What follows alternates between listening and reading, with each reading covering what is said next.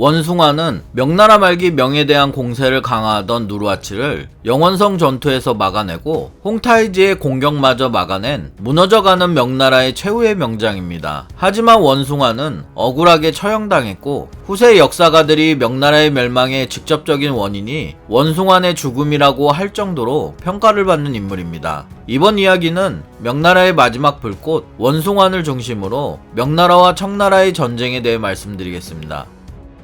원숭아는 1619년 35세 나이로 과거에 급제했는데 이때가 바로 사루우 전투에서 후금이 명나라와 조선군을 물리친 해였습니다.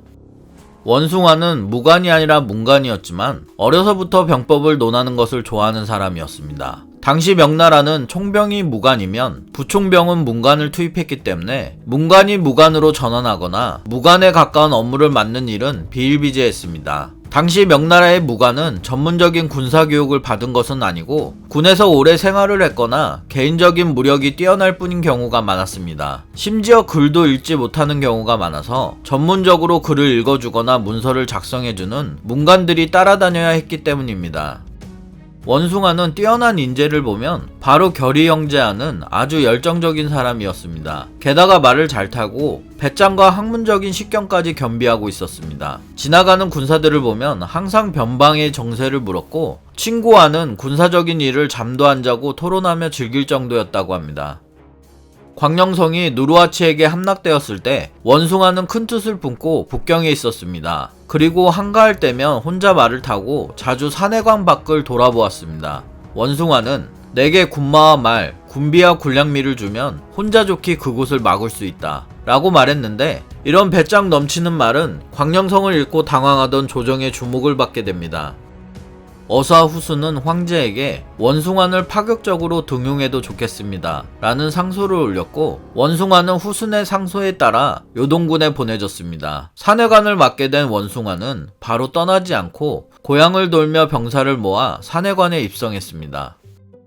원숭아는 병사 훈련과 장군의 선발, 무기의 정비, 산해관 방어 등을 개선하자는 상소를 올리고 이를 위해 북경에서 조정의 처분을 기다리던 웅정필에게 가르침을 청하기도 했습니다. 기록에 의하면 두 사람은 며칠 동안이나 머리를 맞대고 고견을 나누었는데 웅정필이 어떤 대책을 가지고 갈 것인가 라고 묻자 원숭아니 방어를 주로 하고 나중에 싸우려 합니다 라고 말했습니다. 이 말에 웅정필은 뛸 듯이 기뻐했다는 기록이 있습니다. 웅정필은 자신의 신념을 알아주는 사람을 만나 자신의 길이 외롭지 않다고 생각했습니다. 하지만 그런 기쁨도 잠시뿐이었고 군비를 착복했다는 혐의를 뒤집어쓰고 그로 인해 그의 친인척이 모두 주살당하거나 파산했습니다. 웅정필은 요서지역의 잃은 죄를 뒤집어쓰고 처형당한 후 머리는 변방각지로 돌려서 전시되었습니다.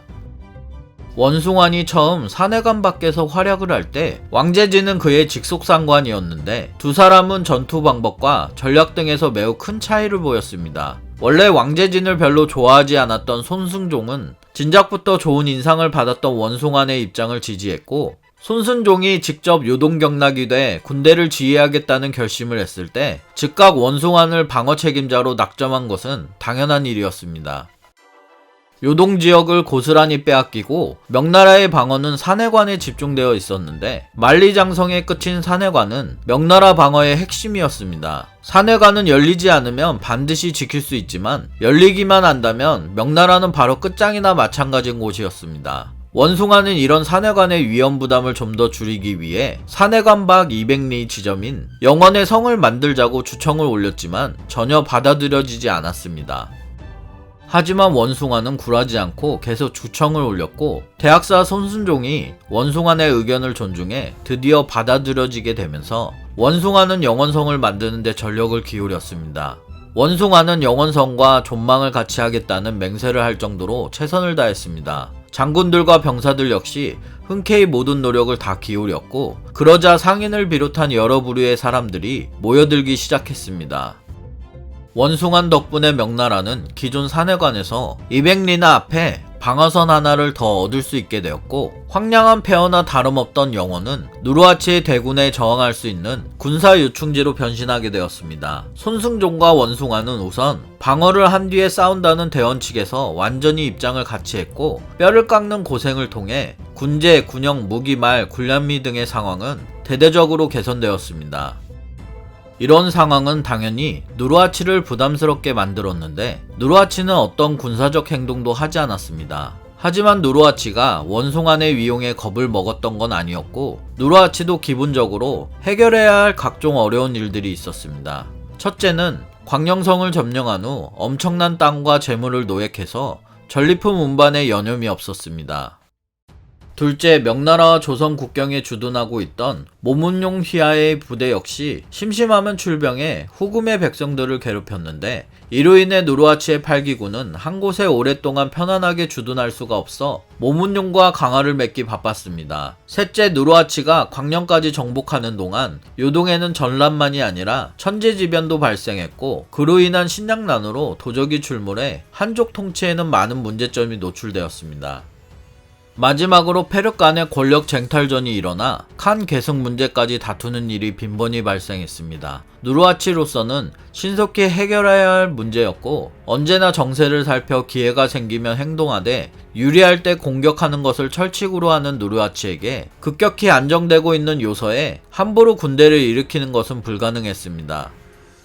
이때 명나라는 유럽에서 수입하던 홍위포의 자체 제작에 막 성공하였는데, 원숭아는 그 위력에 주목하여 서광계가 산해관에 설치해 놓았던 홍위포들을 영원성 요지에 재배치하고 대포를 다룰 수 있는 화포 전문가를 불러서 포병 교육에 힘썼습니다. 이 선택은 정말 탁월한 것이었습니다. 원숭아는 명은 사르후 전투에서 많은 군마를 잃고 재정도 넉넉하지 않아 다시 기병을 양성할 수가 없다. 기병이 없어 후금의 막강한 기병을 제압하는데 여러모로 힘이 들었지만, 홍위포의 강력한 화력이라면 후금의 기병을 제압할 수 있다.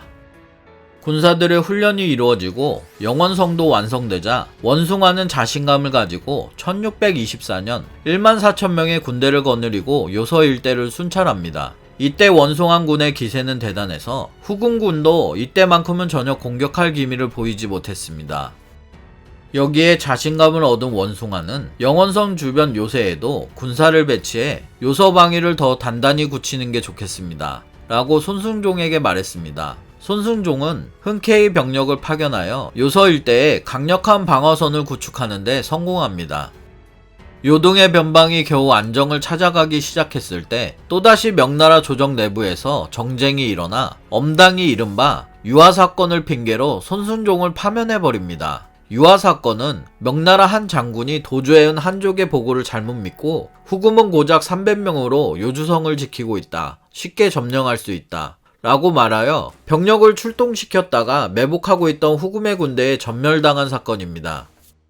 엄당은 패전 소식이 북경에 전해지자 당장 이를 이용했고, 손승종의 요동 경영의 성과가 별로 없다고 선전하고 요동의 정예병력 10만 명이 다 죽었다는 소문을 퍼뜨렸습니다. 황제는 진상을 조사할 생각은 하지 않고 오로지 엄당의 헛소리만을 믿고 손승종을 파면한 다음 고향으로 돌아가 노년을 보내도록 했습니다. 이 조치는 말할 것도 없이 누르하치에게 다시 한번 큰 행운을 가져다 줬습니다.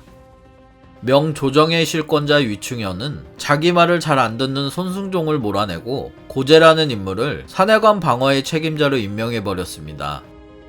고제는 기본적으로 병법을 몰랐고 배짱 역시 없어 요동 경락에 오르자마자 대대적인 철수를 주장했습니다. 특히 고제는 원숭안과 손승종이 심혈을 기울여 완성한 요서 방어선을 모조리 포기하고 산해관으로 방어선을 후퇴시킨다는 어이없는 결정을 내립니다. 원숭아는 여기에 강력하게 반대했습니다. 병법에 전진은 있어도 퇴각은 없습니다. 금주와 우둔이 흔들리면 영원성뿐만 아니라 산해관 내의 안전 또한 장담하기 어렵습니다. 게다가 적에게 약한 모습을 보여주는 이런 전략은 적의 기세만 올려줄 뿐입니다. 하지만 상대는 위충현이 임명한 정권 실세였고, 고제는 영원성을 제외한 다른 요새의 병력과 식량을 모조리 산해관 안으로 철수시켜버렸습니다. 기록에 따르면 주민들의 울음소리가 들판에 울리고 군대의 사기도 급격하게 저하되었다고 합니다. 원숭아는 고제를 설득하기 어렵다는 사실을 알았습니다. 그리고 철군하라는 명령을 따르지 않았습니다. 나는 차라리 앞으로 나아가면 나아갔지 뒤로 물러나지 않겠다. 내 관직이 이곳을 지키는 것이라면 당연히 이곳에서 죽어야 한다. 그러자 고제는 원숭안을 그냥 영원성에 내버려 두었는데 원숭안 보고 거기서 싸우다 죽으라는 고제의 심사였습니다. 누르하치는 손승종이 요동으로 오고 난 후 3년여 동안 한 번도 요서로 출병하지 않았습니다. 다시 말하지만 누르하치가 전쟁에 임할 때 확신이 없는 전쟁을 하지 않는다는 철칙이 있었습니다. 게다가 원숭안이 영원성을 건설하고 요서 방어선을 구축하는 바람에 요동을 거의 다 차지한 상태에서도 영토를 요서까지 확장하지 못하고 누르하치는 노심초사하고 있었습니다. 하지만 손승종이 파면당해 요동을 떠나면서 형세는 급반전되었습니다. 고제는 취임하자마자 대대적 철수를 하면서 누르하치는 이것을 최고의 기회로 보고 명나라 정벌 계획을 세웠습니다. 1626년 누르하치는 직접 13만 대군을 이끌고 명나라 정벌에 나섰습니다. 누르하치가 영원성 정벌을 자신한 것만큼은 확실했는데 부대의 앞과 뒤가 까마득할 정도였던 누르하치의 대군은 오로지 서쪽으로 전진해 들어갔습니다. 후금의 군대가 도착하자마자 영원성 근처의 군민들은 집과 식량을 태워버린 다음 저항하지 않고 줄이어 도주했는데 이런 광경은 누르하치에게 자신감을 더욱 부채질했고 누르하치는 성과 오리되는 거리에 7개의 대군영을 설치한 다음 산해관으로 통하는 도로를 끊어버렸습니다. 고제는 후금의 군대가 대대적인 영원성 공격에 나서고 있다는 소식을 들었으나 아무런 대책을 마련하지 않았고 그저 산해관에 틀어박혀 있을 뿐 군대를 움직일 생각조차 하지 않았습니다. 원숭아는 위기에 처했지만 전혀 두려워하지 않았습니다. 원숭안에게는 영원성의 병력 2만 명이 있었고 더구나 후금의 포로가 됐다 탈출한 병사들은 깊은 원한을 품고 기꺼이 목숨을 바치려고 했습니다. 게다가 영원성에는 막강한 위력을 지닌 대포가 있었는데 당시에는 칼과 조총이 중요한 무기였기 때문에 서양에서 최근에 전래된 대포는 웬만한 정예부대보다도 활용도가 높았습니다. 8기군의 보기병은 방패의 전차와 고가사다리로 성을 맹렬히 공격했고 철거봇을 이중으로 두른 철두병 부대도 성벽을 허물기 위해 성 아래를 열심히 파나갔습니다. 명나라 병사들은 이에 활과 돌, 철총과 서양대포를 동원해 반격하기 시작했고 후금의 철기병이 나서자 원숭아는 병사들에게 화약통과 불덩어리를 날리도록 했습니다. 다음 날도 누르하치는 재차 성을 공격했지만 명나라 군대는 대포로 8기군을 무차별 포격했고 후금 군대는 후퇴하지 않을 수 없었습니다. 이틀 동안 벌어진 후금의 영원성 공격은 이렇게 실패하게 되었습니다. 이때까지 수백 번의 전투에서 단 한 번도 패하지 않았던 누르하치는 영원성 전투에서 2000명 이상의 전사자를 내며 패배하게 됩니다. 누르하치는 짐이 25세부터 군사를 일으켜 정벌한 이래 싸워서 이기지 못한 적이 없으며 공격하여 극복하지 못한 적이 없었다. 그러나 이 영원성 하나를 끝내 떨어뜨리지 못했으니 어찌 천명이 아니겠는가. 원숭아는 기존의 실패를 교훈삼아 일찌감치 성과 해자를 굳게 지키며 성 밖으로 나가 야전을 벌이지 않았습니다. 원숭안이 들여온 서양대포를 이용해 이틀 동안 치열한 공방전에서 후금 군대에게 거의 치명적인 살상력을 과시했습니다. 그리고 화약을 잘 사용했는데 후금의 철두병 결사대가 성 밑을 파다 명나라 병사들이 투척한 화약통과 불덩어리에 타 죽어 퇴각하게 되었습니다. 원숭아는 땅 곳곳에 둘둘 말린 이불과 요를 놓아두었는데 추운 정월 하순이라 후금 병사들은 별 의심 없이 이를 나눠 가졌습니다. 놀랍게도 이불과 요 안에는 손과 함께 화약이 말려 들어가 있었는데 성위에서 명나라 병사들은 이불과 요를 향해 불화살을 날려 불바다를 만들었습니다. 반면에 누르하치는 심양과 요양을 점령했을 때처럼 이번에도 쉽게 영원성을 얻고 나아가 산해관까지 공격할 수 있을 것이라고 보았습니다. 누르하치에게 토항한 한족 관리가 올린 상소에 따르면 8기군 사병과 장군들은 광영성을 얻은 이후 3년 동안 다시 큰 전쟁을 겪지 않았습니다. 이로 인해 대부분 매우 나태해졌고 마음을 다해 군대를 훈련시키지 않았을 뿐만 아니라 각종 병기 모두 낡게 만들었습니다. 결국 싸울 마음이 없는 둔한 병사들로 굳건한 성을 공격하다 싸움에서 패한 것입니다. 영원성의 패배는 누르하치에게 엄청난 타격을 주었는데 내가 깊이 생각하고 고려하는 일이 많다. 이를테면 다음과 같은 것이다. 마음이 피곤해 정무를 돌보는데 주의하지 않았는가? 국가의 안위나 백성의 기쁨과 고통을 성찰하지 않았는가? 공을 세운 사람이나 정직한 사람이 뒤바뀌지는 않았는가? 내 자식 중 과연 누가 나처럼 국가를 위해 생각하는데 전력을 다할 것인가? 대신들은 과연 열심히 정무를 보는가? 하지만 누르하치는 바로 기력을 회복할 수 있는 위대한 지도자였기 때문에 영원성 패배 2개월 후 직접 대군을 이끌고 몽골을 정벌합니다. 몽골은 영원성을 공격할 때 출병에 돕지 않았다. 그리고 명나라의 뒤를 따라 후금의 반기를 들었다. 이때 재앙을 맞이한 부족은 몽골 개기객 부족이었는데 이 출병으로 그나마 영원성에서 겪은 패전의 불명예를 회복하고 재정적 손실 역시 어느 정도 보충했습니다. 그리고 후방 몽골족의 위협을 제거했다는 것도 나름의 큰 성과였습니다. 누르하치가 영원성 전투에서 중상을 입고 끝내 목숨을 잃었다는 말도 있습니다. 하지만 누르하치는 영원성 패배 이후에도 몽골을 정벌하기도 하고 동맹을 맺기도 했기 때문에 이 주장은 현대 역사학자들에게 받아들여지지 않고 있습니다. 다만 원숭아는 누르하치가 영원의 패전을 수치로 여겨 이로 인한 화로 종기가 생겼다 라고 말했고, 누르하치의 병세가 악화되자 청하의 온천으로 요양을 떠났다가 심양으로 돌아오는 도중 숨을 거둔 것으로 볼 때 영원선 전투의 심리적 타격이 누르하치 죽음의 직접적인 원인이 되었다고 볼 수도 있습니다.